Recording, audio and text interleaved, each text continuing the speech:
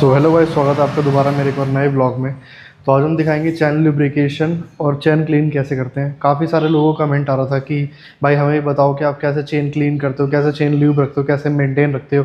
हालांकि मेरे दोस्त को भी इतनी नॉलेज नहीं है कि कैसे रखते हैं। तो आज आपको इस ब्लॉग में दिखाएंगे कि हम चेन क्लीन और ल्यूब कैसे कर सकते हैं एक बेस्ट और सेफ वे में।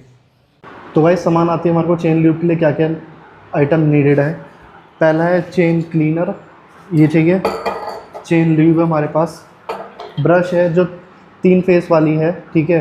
ये चेन साफ़ करने के लिए इजी रहती है, बहुत जल्दी चेन से सही से साफ़ हो जाती है सारे डायरेक्शन में।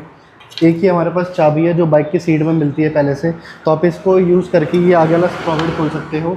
एक हमारे पास क्लॉथ है, चैन को जब हम क्लीन कर देंगे तो इससे ड्राई करने के लिए ये क्लॉथ इस्तेमाल कर लेंगे। और एक हमारे पास गत्ते हैं, अगर हम क्लीन करते हैं तो इसमें से कोई काला जो भी गंद निकलेगा वो उसके ऊपर गिरता रहेगा, तो ये इसके काम आएगा। तो मेन हमारे पास यही सारी चीज़ें हैं। तो अब दिखाते हैं आपको चेन हम कैसे साफ़ करेंगे। तो भाई सबसे पहले चेन साफ़ करने का एक रूल या फिर एक राय बताऊं तो, अगर जब भी चेन साफ़ करो, ल्यूब करो या क्लीन करो कुछ भी क्लोथ से या कुछ भी, तो हमेशा अपोजिट डायरेक्शन में टायर घुमाओ, ठीक है। क्योंकि हम अपोजिट डायरेक्शन में घुमाएंगे तो हमारा हाथ आगे जाएगा, और हमारा हाथ आगे जाने के लिए बहुत सारा गैप है, तो कहीं पे भी दिक्कत नहीं आएगी उंगली फंसने की या कटने की। अगर हम उसी डायरेक्शन में टायर घुमाएंगे जिस डायरेक्शन में घूमता है टायर, तो हमारे चांस रहेंगे चेन स्प्रॉकेट के अंदर उंगली आ जाए, तो इससे बहुत सारी इंजरी हो सकती है, उंगली कट सकती है। तो सबसे बढ़िया है prevention is better than cure. तो गलती से भी उंगली यहाँ पर ना लेके आए, अपोजिट डायरेक्शन में टायर घुमाएं, तो चैन भी सही साफ़ रहेगी, आप इंजरी फ्री भी सारा काम कर पाओगे। तो चलते हैं आगे की तरफ और सारा साफ़ करके दिखाता हूँ कि कैसे हम चैन साफ़ कर सकते हैं। तो अब हम अपनी पहली प्रोसेस चालू कर रहे हैं क्लीनिंग की। तो हमने चेन क्लीनर ले लिया, इसको हम पहले वेल चेक करेंगे, अच्छे से हिलाएंगे इसको बिफोर यूज़, ठीक है। जब हम यूज़ करेंगे तो टायर को दोबारा अपोजिट डायरेक्शन में घुमाएंगे और इसको धीमे धीमे पूरी चेन पे स्प्रे करना शुरू कर देंगे जब तक ये पूरा ना हो जाए।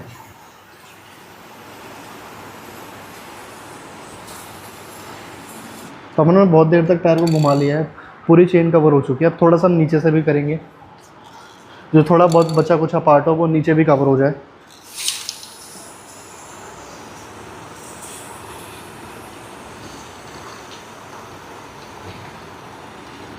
और हल्का फुल्का हम चेन स्प्रॉकेट पे भी कर सकते हैं, क्योंकि थोड़ा बहुत गंदा यहाँ पर भी रहता है। तो हम चेन क्लीनर यूज़ करेंगे तो ये भी साफ़ हो जाएगा।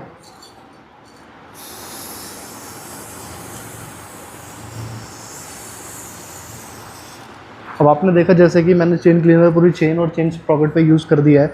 अब इसको हम थोड़ी देर के लिए खुला छोड़ देंगे, हम कुछ नहीं करेंगे, इस पर छेड़खानी नहीं करेंगे। जो भी इसका गंद होगा वो नीचे गिर जाएगा, थोड़ा बहुत छोड़ देते हैं। बाकी चेन क्लीनर में कोई दिक्कत नहीं आती अगर रिम या फिर बाइक की किसी भी पार्ट पे लगे। चेन ल्यूब में दिक्कत आती है, अगर ल्यूब थोड़ा सा भी टायर पे बिखर गया तो वो डस्ट पार्टिकल्स को अपनी तरफ अट्रैक्ट करेगा, जिसकी वजह से रिम पूरी गंदी हो जाएगी और साफ़ करने में बहुत दिक्कत आएगी। तो चेन ल्यूब से कोई दिक्कत नहीं है अगर वो किसी भी बॉडी पार्ट पर गिरे बाइक की भी, ठीक है। तो अभी भी हम इसको छोड़ देते हैं थोड़ी देर तक, फिर इसको दोबारा आगे कंटिन्यू करते हैं। तो आपने देखा था चैन क्लीनर मैंने यूज़ कर लिया चैन के ऊपर। अब आती है ब्रशिंग की बारी। ब्रश का ये वाला पार्ट हम ऊपर रखेंगे, ठीक है। उसको इसमें फंसा देंगे चैन में, फिर हम अपोजिट डायरेक्शन में दोबारा टायर घुमाएंगे।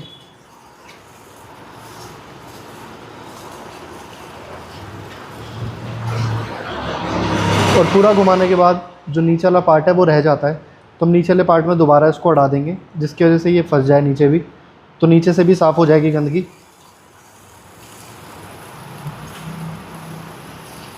तो उसको कंटिन्यूस घुमाना है जब तक चैन पूरी कवर ना हो जाए ब्रश से। तो हमने पूरी चैन ब्रश से साफ़ कर दी है।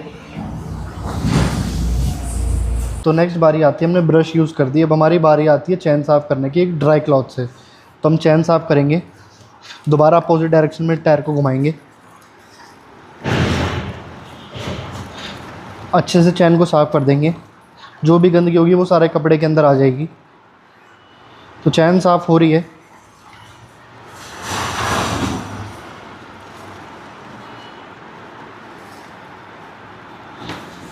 तो चैन भी पूरी तरीके से साफ़ हो चुकी है और ये कपड़ा इसमें गंदा हो चुका है, तो चैन पूरी साफ़ हो चुकी है, ठीक है। अब नेक्स्ट आती है, अगर किसी को ये स्प्रॉकेट खोलना हो तो हमारे पास ये चाबी है जो कि मिलती है सीट के अंदर। तो हम इस चाबी के थ्रू आराम से ये खोल सकते हैं। इसके नट है, पेच है, 1 और 1 ये 2 और 1 ये 3। 3 है, इन दोनों की मदद से खुल जाएगा। अब आपको मैं खोल के भी दिखा देता हूँ कितना गंदा है कितना साफ़ है। इसको एक बार खोल लेते हैं। तो ये तो बहुत गंदा हो रहा है अंदर से बिल्कुल, ये हमारे को निकालना पड़ेगा चेन क्लीनर के थ्रू। ये फिर भी साफ़ है, ये थोड़ा बहुत नीचे से गंदा हो रहा है, तो ये साफ़ कर लेते हैं। बिकॉज़ बाहर से बहुत साफ़ है, अंदर से हमारे को साफ़ करना पड़ेगा। तो इसमें हम डालेंगे ये चेन क्लीनर, धीरे धीरे करके, उड़े उड़े नहीं कहीं और। बहुत गंदा हो रहा है क्योंकि बहुत टाइम हो चुका है इसको साफ़ करे हुए। नेक्स्ट हम करते हैं ये साफ़, बिकॉज ये भी बहुत गंदा हो रहा है। इसमें हम चेन क्लीनर डालेंगे।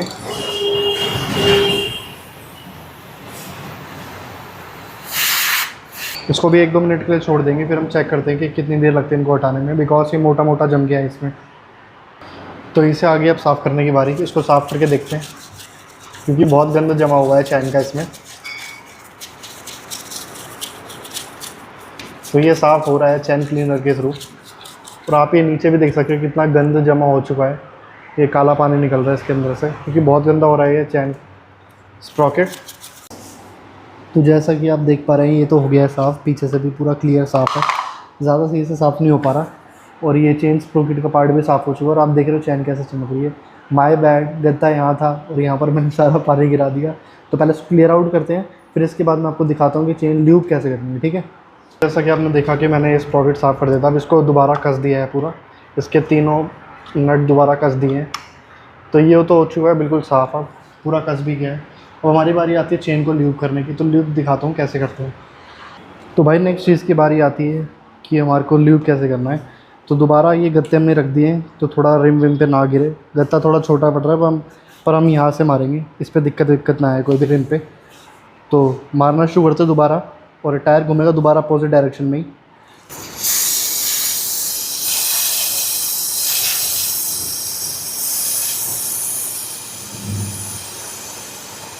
जब लगेगी पूरी चैन कवर हो चुकी है तो एक बार नीचे से भी कर देंगे, हल्के हल्के हाथ से, इतना ज़्यादा लगाना नहीं है, ठीक है। तो ये हमारी चैन हो चुकी है ल्यूब। और अगर तब भी थोड़ी बहुत रहे कि हमने कम करा है या कुछ भी करा है तो हम पीछे से यहाँ पे भी कर सकते हैं। तो यही था चेन ल्यूब का। अब कुछ देर जो हमने चैन ल्यूब करी है उसको ऐसे ही छोड़ देंगे, इंस्टेड हम चलाना शुरू नहीं करेंगे, इसको हम सेटल होने का टाइम देंगे। बिकॉज हम तुरंत चलाना यूज़ कर देंगे तो जो ल्यूब के छींटे हैं वो इसमें रिम पे पड़ने शुरू हो जाएंगे और वो डस्ट पार्टिकल्स को अट्रैक्ट करेगा। तो थोड़ी देर हम इसको ऐसे ही छोड़ देते हैं, ठीक है। तो हमने चेन ल्यूब करके बाइक को थोड़ी देर ऐसे ही खड़ा कर दिया था 5 से 10 मिनट के लिए। अब चलाने से पहले इसको थोड़ी देर फर्स्ट गियर पे व्हील स्पिन करेंगे जिससे कि और सेटल हो जाए चेन ल्यूब, उसके बाद हम चलाएंगे बाइक को।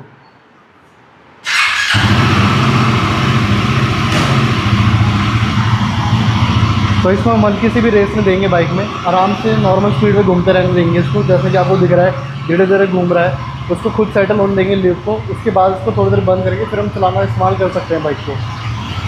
तो भाई मैंने आपको सारा प्रोसेस दिखा दिया मैं कैसे चेन क्लीन और चेन ल्यूब करता हूँ। अगर आपको इसके ऑल्टरनेट जानने हैं तो आप केरोसिन ऑयल यूज़ कर सकते हो चेन क्लीनर के तौर पे, और ल्यूब के तौर पे आप यूज़ कर सकते हो 80 और 90 ग्रेड के गियर ऑयल, ठीक है। और मैं आपको एक सजेशन और दूँगा, अगर आप डेली सिटी राइड्स वगैरह कर रहे हो तो आप केरोसिन ऑयल और ये 80-90 ग्रेड के आप ये यूज़ कर सकते हो गियर ऑयल।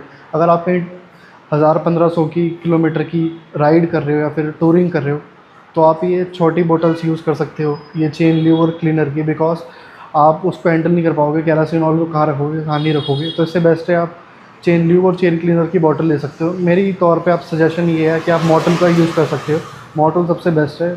मैंने तो जुगाड़ में मेरे घर पे जो था मैंने आपको दिखा दिया करके, ठीक है। बाकी मैं भी मॉडल का यूज़ करता हूँ, वो अवेलेबल नहीं था तो इसलिए मैंने आपको ये करके दिखा दिया।